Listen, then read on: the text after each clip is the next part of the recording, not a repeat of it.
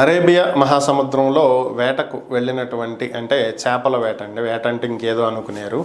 7 జాలర్లను Pakistan coast guard వాళ్ళు అదుపులోకి తీసుకోవడం జరిగింది. అసలు దీనికి సంబంధించినటువంటి వివరాలకు గనక వెళ్ళినట్లయితే బఫర్ జోన్ అనేది ఒకటి ఉంటుంది. సో ఇంటర్నేషనల్ వాటర్స్, సో ప్రతి దేశానికి ఇక్కడ వరకు అని చెప్పి ఒక లిమిట్ ఉంటుంది.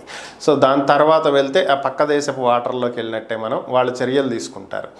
సో అయితే బఫర్ జోన్ అనేది ఒకటి ఉంటుంది. అక్కడ చేపలు ఎవరు పట్టకూడదు, అటు వెళ్ళకూడదు, అటు తిరగకూడదు. సో ఆ దగ్గరలో తిరిగి వచ్చేస్తారు. అయితే ఈ జాలర్లు ఎవరైతే ఉన్నారో వీళ్ళ బోట్ తోటి బఫర్ జోన్ దగ్గరలోకి వెళ్ళినటువంటి నేపథ్యంలో మ్యారిటైమ్ బోట్కి సంబంధించినటువంటి పాకిస్తాన్ సంబంధించినటువంటి నావల్ షిప్ ఒకటి అక్కడికి రావటం, వచ్చి వీళ్ళని లొంగిపోవాలని బెదిరించటం, అలాగే వీళ్ళ బోటు మీద దాడి చేసి జాలర్ల బోటు మునిగిపోయేలా చేశారు.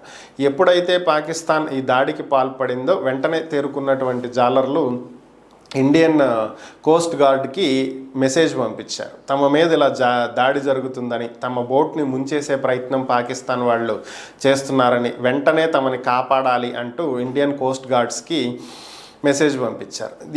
ఇది రిసీవ్ చేసుకున్నటువంటి వెంటనే బయలుదేరినటువంటి ఇండియన్ కోస్ట్ గార్డ్స్ ఇంటర్నేషనల్ వాటర్స్లో, ఇండియా లిమిట్స్లో, అరేబియన్ సీలో పాకిస్తాన్ బోట్ని గుర్తించడం జరిగింది. దాన్ని దాదాపుగా 3 గంటల పాటు వెంబడించి చేస్ చేసి ఆపి దాంట్లో ఉన్నటువంటి 7 జాలర్లను తిరిగి తీసుకుని ఇండియాకి రావటం జరిగింది. సో ఇది పరిస్థితి. ఒకవేళ ఇది గనక జరిగి ఉండకపోతే ఈ 7 తీసుకువెళ్ళి పాకిస్తాన్ జైల్లో పడేసేవాళ్ళు. భవిష్యత్తులో ఎప్పుడో 2 దేశాలకి మధ్యలో సత్సంబంధాలు కుదిరినప్పుడు రిలీజ్ చేసేవాళ్ళు. లేదంటే ఈలోపే కొన్ని సంవత్సరాలు జీవితం అంతా అక్కడే గడిచిపోయి అక్కడే ప్రాణాలు పోయేటువంటి పరిస్థితులు కూడా ఉంటాయి.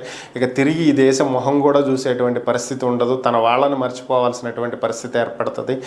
ఇలా చాలామంది ఇంకా పాకిస్తాన్ జైళ్ళలో మగ్గుతున్నటువంటి వాళ్ళు ఉన్నారు. సో అదే పరిస్థితి జరిగి ఉండేదేమో.